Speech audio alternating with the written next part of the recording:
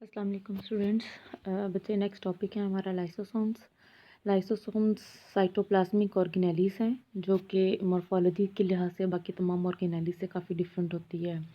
सबसे पहले इसको डी डव ने 1949 के अंदर आइसोलेट किया था। इनफैक्ट लाइसो का मैनी ही स्प्लिटिंग होता है और सोमा का मैनी होता है बॉडी, यानी ऐसी बॉडी जो किसी भी चीज़ की स्प्लिटिंग कर सकती है, उसको डाइजेस्ट जो है कर सकती है। तो लाइसोसोम जो है वो कोई भी फॉरेन मटेरियल जो जैसे ही सेल के अंदर दाखिल होता है, लाइसोसोम उसको डाइजेस्ट कर देती है, यदि छोटे छोटे पार्ट्स के अंदर तोड़ देती है। इस अमल का नाम है फैगोसाइटोसिस, यानी ईटिंग प्रोसेस ऑफ सेल, के सेल के अंदर आने वाला कोई भी फॉरेन मटेरियल तोड़ दिया जाता है। तो ऐसे एनिमल सेल जिन्होंने फैगोसाइटिक एक्टिविटी करनी होती है, यानी बैरूनी मटेरियल को इंगल्फ करना होता है, उसके अंदर लाइसोसोम की मिकदार बहुत ज़्यादा होती है। ये एक सिंगल मेम्ब्रेन बॉन्डिड ऑर्गेनेली है जिसके अंदर तेज़ तेज़ाबी असर रखने वाले एंजाइम जैसे कि फॉस्फेटेज या दूसरे हाइड्रोलिटिक एंजाइम बहुत ज़्यादा होते हैं। तो ये जो एंजाइम्स हैं जो लाइसोसोम के अंदर होते हैं डेफिनेटली प्रोटीन इन नेचर होते हैं। तो जैसे ही रफ एंडोप्लाज्मिक रेटिकुलम से बन के ये निकलते हैं तो गोल्जी ऑपरेटस में इसकी प्रोसेसिंग होती है, और जैसे ही गोल्जी वेजिकल्स से पैक होकर निकलते हैं इसको प्राइमरी लाइसोसोम बोलते हैं। तो प्राइमरी लाइसोसोम यानी जैसे कोई फॉरेन मटेरियल सेल के अंदर आता है, ये प्राइमरी लाइसोसोम उसके साथ बाउंड करता है और उसको डाइजेस्ट कर देता है।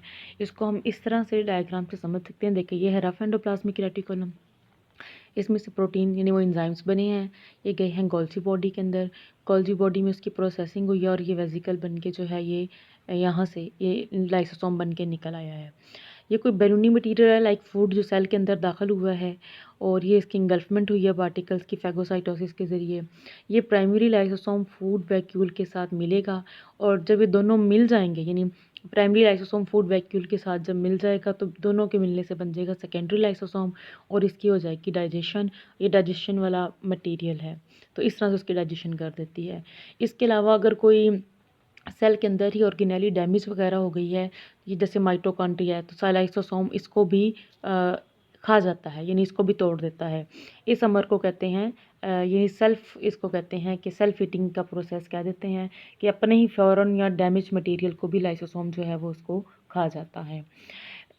बच्चे तो ये इसको ऑटोफेजी कहते हैं, यानी सेल्फ ईटिंग का मेरे कोई शॉर्ट क्वेश्चन नहीं बन सकता। यानी अपने वॉर्न आउट टूटे फूटे पार्ट या ऐसी ऑर्गेनेलीज जो अब काम नहीं दे रही हैं तो उसकी भी उसको डैमेज पार्ट को सेल में रख के क्या करना है, तो ये इसको डाइजेस्ट कर देता है। इस तरीके से मटेरियल सेल में बिखर जाती हैं और दोबारा से रिसाइकल होकर नई ऑर्गेनेली बन जाती है।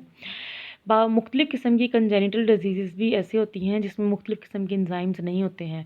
लाइक अगर लाइसोसोम में मौजूद एंजाइम नहीं होंगे तो जिस चीज़ की ईटिंग में इन्वॉल्व है वो सेल के अंदर इकट्ठे हो जाएंगे, जैसे ग्लाइकोजन या ग्लाइकोलिपिड्स वगैरह, इसको स्टोरेज डिजीज़ कहते हैं।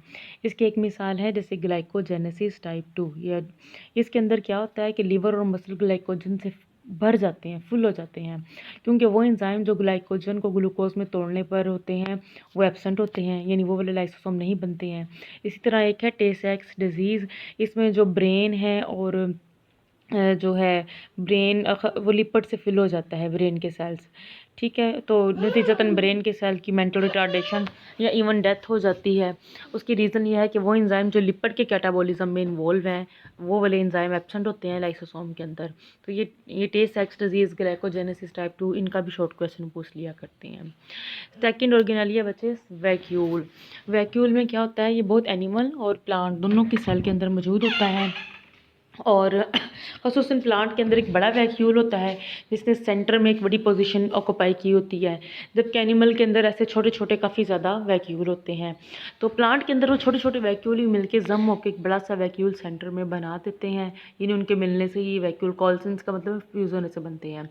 तो जब सेंटर में बड़ा वैक्यूल बन जाता है प्लांट के सेल के अंदर तो बाकी सारी ऑर्गेनेलीज इसके तरफ में पुश हो जाती हैं, और इसके अलावा ये एक्स्ट्रा स्टोरेज मटेरियल अपने अंदर स्टोर रखता है, साइटोप्लाज्म को डाइल्यूट भी करता है, प्लांट के अंदर टर्जिडिटी मेंटेन करने में भी बड़ा अहम किरदार अदा करता है। यानी प्लांट के सेल में टर्जिडिटी, जब वैक्यूल फुल होता है तो वैक्यूल पुश करता है जिसके नतीजे में साइटोप्लाज्म अतराफ में सेल वाल पे फोर्स लगाता है, तो लीव्स और यंगर पार्ट्स की रिजिडिटी मेंटेन करने में अहम किरदार अदा करता है। इसके अलावा वैक्यूल में जो एक्स्ट्रा मटीरियल होता है वो भी वैक्यूल ने अपने अंदर ही स्टोर किया होता है प्लांट के अंदर वाटर वगैरह। साइटोस्केलेटन है बच्चे, ये समझ लें कि सेल का एक किस्म का ढांचा होता है जिसने सेल को सपोर्ट फ्राहम की होती है और सेल अपनी शेप में मेंटेन रखा होता है। ये प्रोटीन के धागे या रॉड कह लें आप इसको, जो सेल के अंदर मौजूद होते हैं। ये 3 किस्म के होते हैं, माइक्रोट्यूब्यूल्स, माइक्रोफिलामेंट और इंटरमीडिएट फिलामेंट।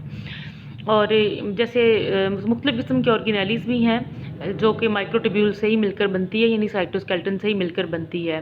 इसके अलावा एक्टिन, मायोसिन, ट्रोपोमायोसिन, ये सारे भी मसल के अंदर पाई जाने वाली प्रोटीन है, जो कि जिसको अंदर साइटोस्केलेटन वाली ही प्रोटीन है।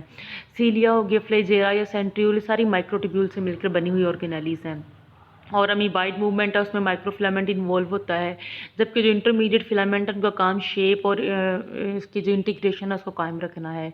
तो माइक्रोट्यूब्यूल्स बहुत ही बारीक से होते हैं जो कि ट्यूबुलेंट प्रोटीन से बने हुए लंबे लंबे रॉड्स हैं, धागे से सेल के अंदर मौजूद होते हैं। और यानी ये जो माइटोसिस म्योसिस के दौरान जो क्रोमोसोम की असेंबली है, यानी इस दौरान उनको इकट्ठा करने में स्पिंडल फाइबर जो होते हैं उसके बनने वगैरह में यही किरदार अदा करते हैं। स्पिंडल फाइबर जो क्रोमोसोम को होल्ड करते हैं वो भी इन्हीं से मिलकर बने होते हैं। माइक्रोफिलामेंट माइक्रोट्यूब्यूल से भी ज़्यादा बारीक प्रोटीन के बने हुए जो धागे होते हैं और इनर सरफेस प्लाज्मा मेम्ब्रेन के अंदर वाली सरफेस पे मौजूद होते हैं, सेल की मोशन में इन्वॉल्व होते हैं। और जो इंटरमीडिएट फिलामेंट है, इनका डायमीटर माइक्रोट्यूब्यूल और माइक्रोफिलामेंट के दरमियान में होता है। इनका काम होता है सेल की शेप को मेंटेन करना। अच्छा स्टूडेंट्स, मैं आपको रिकमेंड करूँगी कि साइटोस्केलेटन का ये जो मेन वाला ये वाला हिस्सा है, इसके अंदर कुछ माइक्रोट्यूब्यूल्स के फंक्शंस और माइक्रोफिलामेंट के इकट्ठे लिखे हुए हैं। जैसे माइक्रोट्यूब्यूल सीलिया, फ्लैजेला, सेंट्रियोल्स की बॉडी बनाता है, तो आप उनको भी इसी के अंदर लिख दें, ये जो माइक्रोट्यूब्यूल्स की अलग से हेडिंग लिखी हैं। इसी तरह शेप की मेंटेनेंस और वो जो है एक्टिन, मायोसिन वगैरह, इसमें मतलब इसी तरीके से वो शेप और इंटीग्रेशन वगैरह ये बताया हुआ है कि इंटरमीडिएट फिलामेंट का काम है, तो इसको इधर लिखने के बजाय आप इधर इसके साथ ही लिख दीजिए। इसी तरह जो माइक्रोफिलामेंट का अमीबाइड मूवमेंट माइक्रोफिलामेंट की वजह से होती है, उसको इस पैरे से निकाल के इसमें लिखें, यानी रेलिवेंट पार्ट के अंदर लिख दें तो ज़्यादा बेहतर हो जाएगा। Okay students.